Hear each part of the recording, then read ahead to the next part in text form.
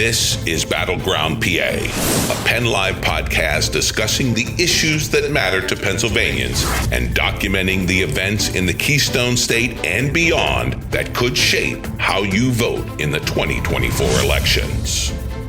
Well, greetings, everyone. This is Joyce Davis, PennLive's Outreach and Opinion Editor. And this is Battleground PA. And boy, what a battleground we have. We are just, all of us are brimming with excitement over yet another political development because we love political developments. Am I right, Jeffrey? That is right. So Jeffrey Lord, of course, is here with us. He's our Republican analyst. And we have another Republican with us, right? Oh, my goodness. All these Republicans, but I am just delighted to have Representative Claudine Schneider with us. Now, she, the way they describe her, if you look officially, as she's an American economist and former, actually Republican U.S. representative from Rhode Island. And this says, I don't know if it's true, that you were the first and only woman elected to Congress from Rhode Island. Is that the case, Representative Schneider? Yes, that is the case. And the first Republican since about 1936. So, oh my goodness. Wow. Well, welcome. We are really delighted to have you here. But I also, in our little chat before we got started, you were bragging about something. I think you have some connections to Pennsylvania. better believe it. I was born and raised in Clairton, Pennsylvania, right outside of Pittsburgh, and went to school in Philadelphia. So I covered both ends of the state. And my very dear brother currently lives in Pittsburgh, and I have other family there too. So yes, you're a Pennsylvanian. We're going to claim you, okay? You're allowed. You're allowed. I have very warm feelings for Pennsylvania, and I hope that they have warm feelings for Kamala Harris and her VP choice. Well, that's interesting. That's what we're here to talk about. We have got this exciting news that there is a VP choice, and it's eager. I'm eager to hear what you guys think of Kamala Harris's choice. It, unfortunately, I think many of us are saying, unfortunately, it was not where our hearts were, many of us, with our governor, right? That would have really excited us. But it sounds like she did make a wise choice, I think, as far as those who are supporting her. So, Representative Schneider, tell us, what do you think of Tim Walz? Well, I think that this is a perfect choice that she made. I'm looking at them as the dynamic duo because he has a background as a governor, which means that he has worked very closely with the people of Minnesota. And specifically, for example, I heard J.D. Vance say something today that he's a liberal. You know, let's quit throwing those labels out without the facts behind them. And the fact is that the new VP pick has increased the number of police in Minnesota. He has worked very closely with the farmers in, the state and a whole broad spectrum of other constituencies. He's been part of the National Guard, and that's just when he was governor. He also served in Congress, and he was on the Veterans Affairs Committee. And I think that that is particularly valuable in this election, since Donald Trump seems to feel that most veterans are, unworthy of attention. And some of the remarks he made about the former senator from Arizona, really broke my heart. And Donald Trump didn't serve in the military, so what does he know? And I think it's particularly important that we have someone that understands that from his perspective. And of course, Kamala Harris, she has visited with more than 100 different heads of state around the world, and she understands the precarious situation the United States is in right now. And so the combination of the two of them, I think, will be great for national defense and great for domestic and economic concerns. Well, I have to say, I think we've got a lot of our listeners scratching their heads. They're not quite understanding. Representative Schneider is a Republican, former Republican, and I guess still considers herself Republican, but you're supporting Kamala Harris. Is that a little strange or what? Oh, it's not so strange because we have probably about 20 former US congressmen and women that are supporting Kamala Harris. We are all organized. There are a number of former cabinet heads that are Republicans that are currently supporting Kamala Harris. And the reason that we are doing that is that we see him and J.D. Vance and the seditionist from Pennsylvania basically putting our democracy on the ropes. And we know what's at stake. The Heritage 2025 roadmap for Donald Trump includes a number of things that would bring great hardship to average Americans. I'll just throw out one example. Oh, wait, before we go too much deeper into this, I got to bring in my dear friend Jeffrey Lord, who I know has another opinion on this, right? But yeah, hold it right there, because I just wanted to explain to our viewers and our listeners that why is this Republican here talking about Kamala Harris? But Jeffrey, what are your thoughts about what's going on today? Clearly, you have a different opinion. I don't think there's anything unusual about this. First of all, in terms of the selection of Governor Walz, what you've got is a liberal nominee picking a liberal nominee for vice president. And I can just see it now that there are all sorts of Republican strategists plotting to go after them.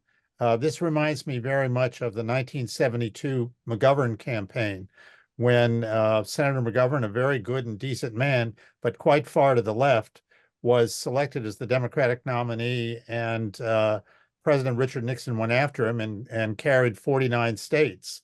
In my own time with President Reagan, Democrats nominated Walter Mondale, who was also from Minnesota and also fairly far left, and President Reagan carried 49 states. So I think that the dynamics this is a recipe for disaster is what you're thinking, right? That is correct. Thank you, Joyce. All right. I got it. I think so. He just cuts to the chase. So, Representative Schneider, let's pull you back in. You were about to talk about Project, I think, 2025, and it seems like that's part of your motivation for not going with the Republican nominee. So, tell us why. What's going on there? Absolutely. Well, I'll just give you one example. Donald Trump said, we're going to put a 10% tariff on all of our trading partners. Well, who is that going to hurt but the average American? Because you put a tariff on all those other countries that we trade with, what do you think they're going to do? Sit back and take it? No, that's not going to happen. There are other provisions in there too, basically to dismantle the Environmental Protection Agency, an agency that is charged with protecting citizens from toxins, from pollutants in the air, in the water, and also on the cutting board for the MAGAs are the provisions in the Food and Drug Administration, the Consumer Product Safety Commission. Now, if you want to call those things liberal, you know, I'm really tired of the labels conservative and liberal, because today I think they have no more meaning than does the Republican Party. Because Jeffrey, I see that picture of Ronald Reagan behind you. I was elected when Ronald Reagan was elected. And quite frankly, I worked extremely closely with him because he saw in me someone who had a backbone, who was willing to vote against his proposals, but also to work with him on his proposals. I worked closely with him and Jim Baker on tax reform, not like Donald Trump did. He cut taxes for the wealthiest and for corporations that have caused our deficit to blossom out of control. So Well, You know, let's bring Jeffrey in here because I know you can go on. I know you've got a lot of issues, but Jeffrey, I want to bring you in here. Just the point about the labels, because honestly, I just wonder if people, each individual, is multidimensional. I mean, I know if I just look at myself, there are some areas that you're going to say, Joyce, you're a raving liberal, right? Or but on others, I know I'm conservative. I know I am not one thing. And Yeah. so I wonder, why is that really helpful to simply put a rubber stamp on people, Jeffrey, Well, your I thought. hate to say this, but what we have here is a situation where we have some of the oldest arguments in politics as translated through 21st century social media. And while, like everybody else, I have to use social media to get around, we're using it right this minute. Yep, we are. I would say that it's overall insistence on, not insistence, but it's just endemic to simplify everything. And it is in that sense, I think, not an attribute here. But I guess that's what I'm we don't saying. have much It really choice. can't be simplified into one thing. At least I don't think so. I mean, you can say, well, you're liberal on this, but you might be concerned middle of the road or moderate on another thing. I don't know. So that's but I guess in politics you just have to wave a brush and Well, what dirt happens? with the sticks. I don't know. What happens in general in politics long before social media is putting a label on someone's politics or someone. We can go back and back and back. Yeah, Abraham Lincoln was a Union supporter, and Franklin Roosevelt was this, and Barry Goldwater was that, and Ronald Reagan was But that. I think what we're saying, I think we're all agreeing that really is not helpful to simply label To people. me, it's the opening. It's the opening of the discussion. Okay. It's okay to say that Kamala Harris and Tim Walz are liberals. Okay, that's fine. But then why? Why? Okay. What specific policies Right. do they, or anyone else for that matter, I'm just using them as an example, support that leads to that conclusion?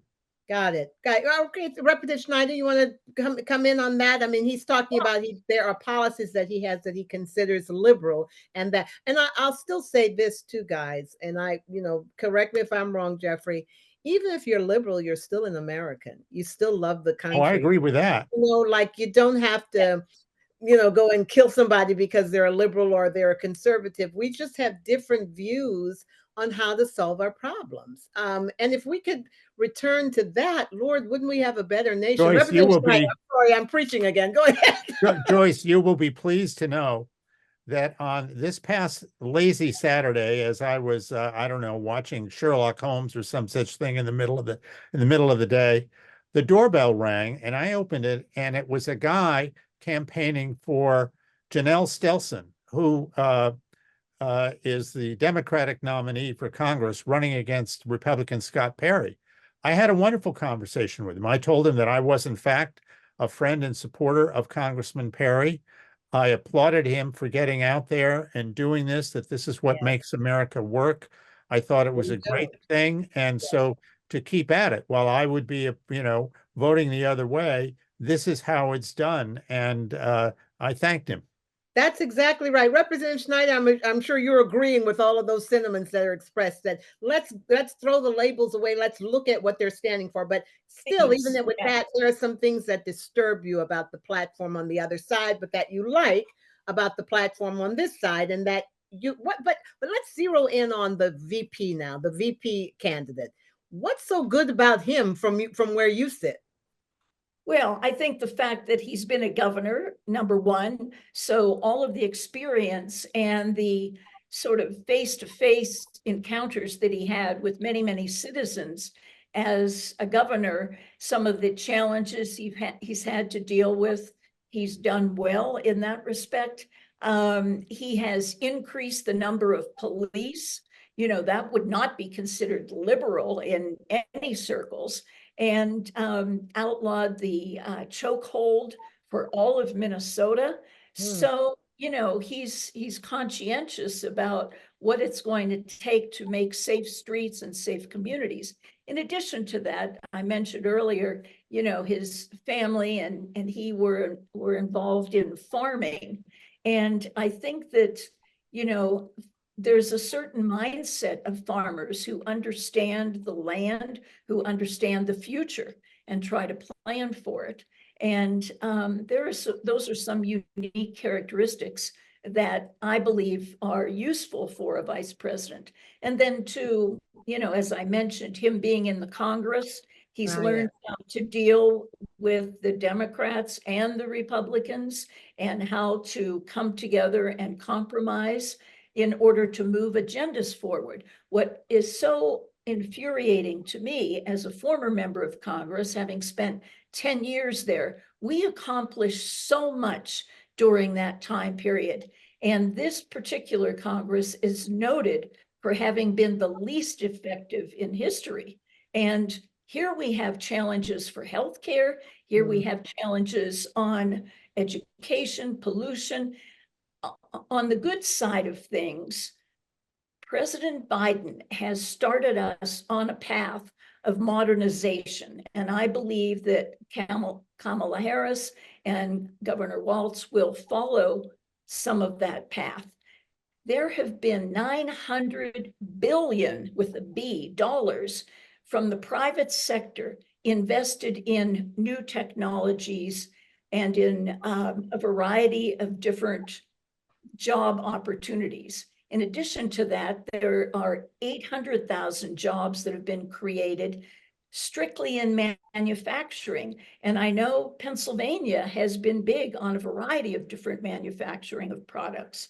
So those are pretty significant accomplishments that need to keep moving forward, because quite frankly, we're in a time of transition, not just of clean energy, which is substantially important, but a time of transition in technology, in medicine, in a whole broad spectrum of things. We could be facing a whole new frontier, Jeffrey, but now she's listed, and I think well listed and well argued for the pluses of the VP pick. What are your concerns, Jeffrey, when you look at his record and when you look at things from your perspective? What doesn't sit right with you?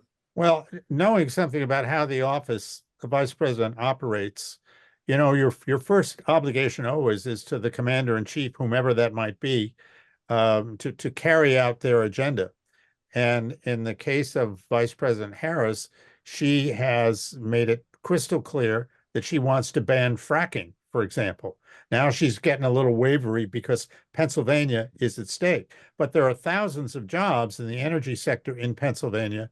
And to, in essence, say, I want to abolish your job, I can just tell you that's not going to play well and is not playing well. But it does sound like she is not as hard line on that as you might have said before. Like she is, as you say, wavery. So the reason is because Pennsylvania is at stake, and suddenly she realized this might not be so popular.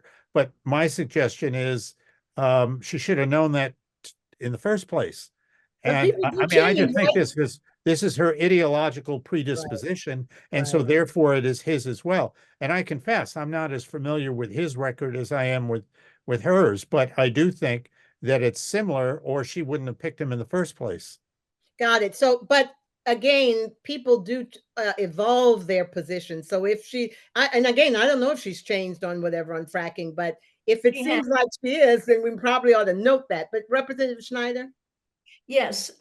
So I introduced the first and only revenue neutral Global Warming Prevention Act in 1988. And I had 140 bipartisan co-sponsors on my bill, because I'm very strategic, and my attitude was, I'm not going to drop this bill in unless I know that I have a good, close to a majority of support from both sides of the aisle.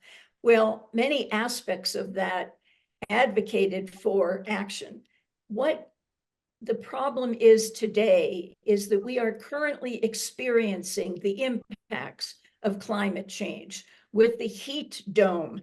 I'm out here in Colorado now, and we can't go outside because of some of the fires from California, from Canada, from all over. And I know that you in Pittsburgh last year and in Pennsylvania had smoke from the west. In Harrisburg, we had it. Yes. Yeah. Yeah. So, Donald Trump says climate change isn't real. Same thing with a whole bunch of the other congressmen. So where we have to get is to understand fracking is happening. It is necessary, but there is a transition that needs to happen as quickly as possible. And right now, there is an effort to make sure that if you're fracking, that methane is not escaping, because that is the most potent pollutant and most damaging to human health.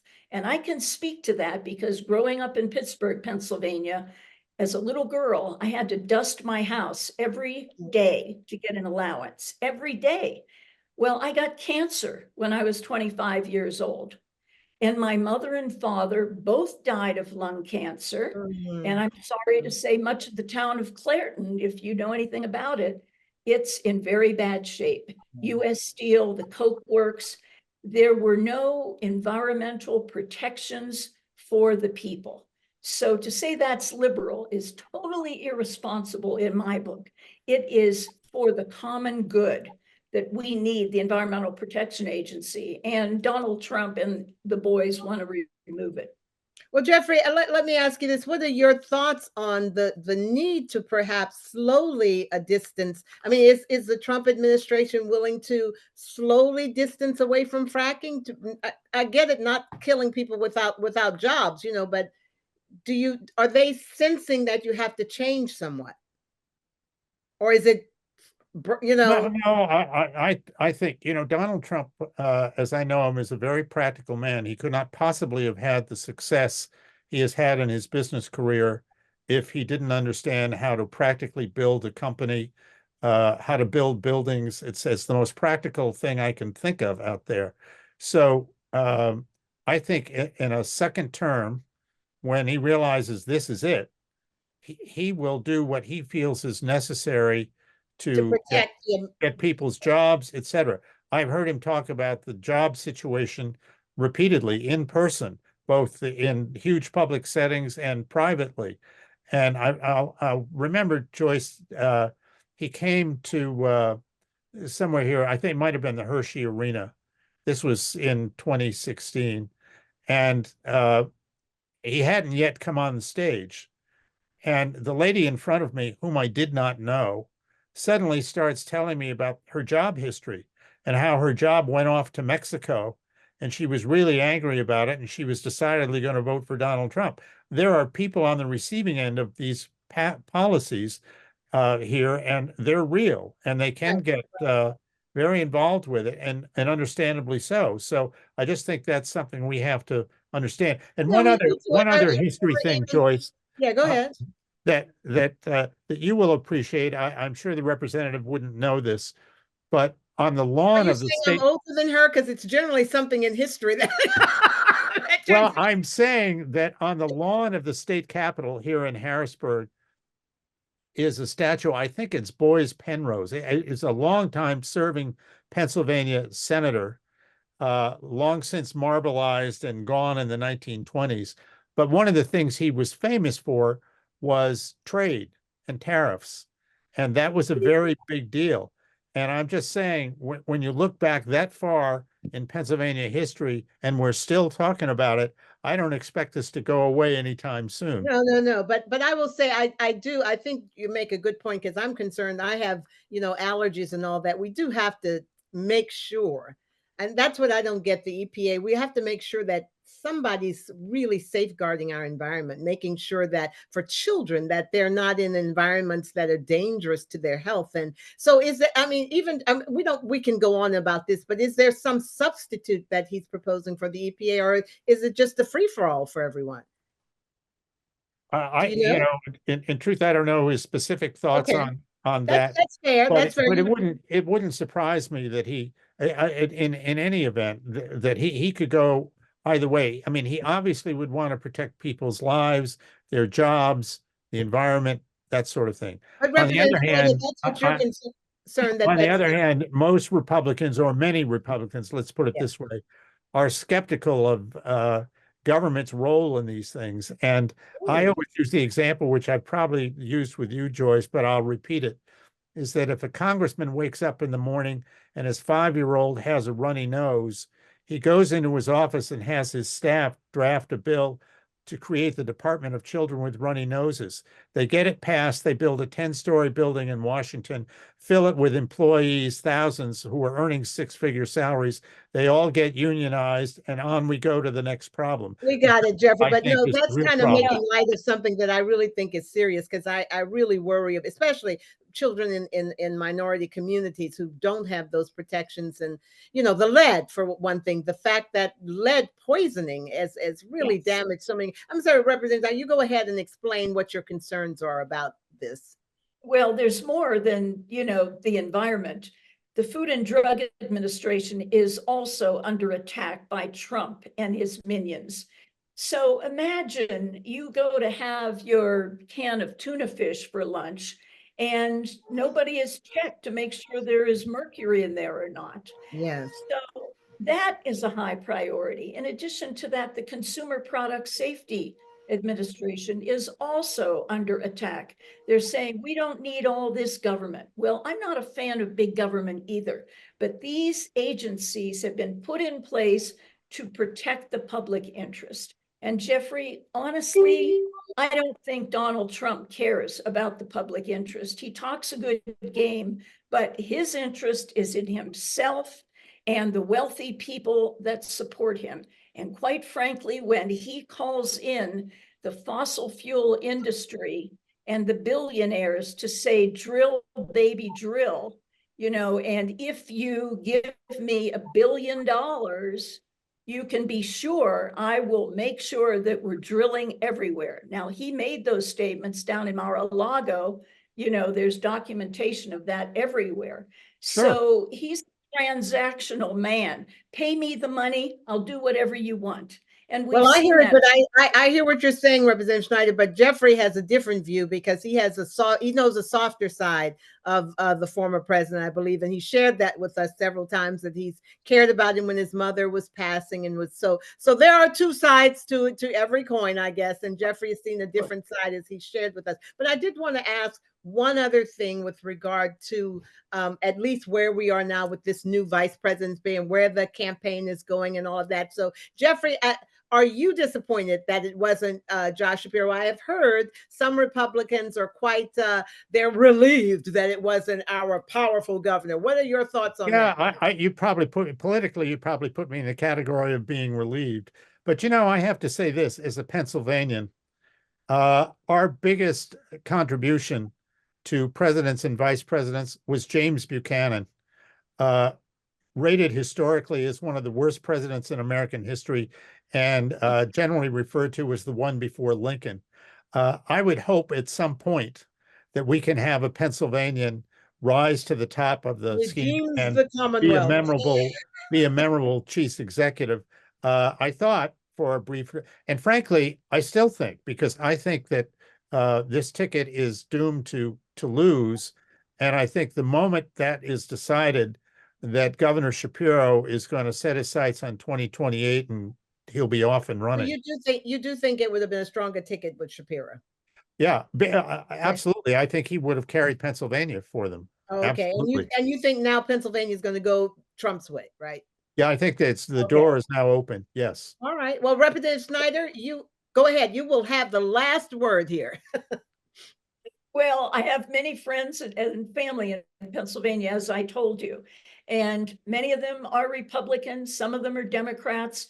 Congressman Jim Greenwood is my co-chair of former Republican members of Congress that are in support of Kamala Harris. So he's also, you know, from Bucks County.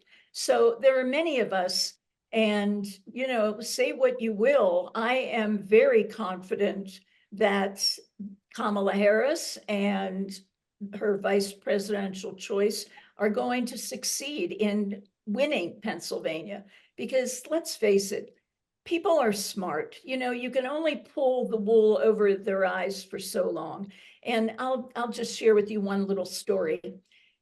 We talked about a variety of things today.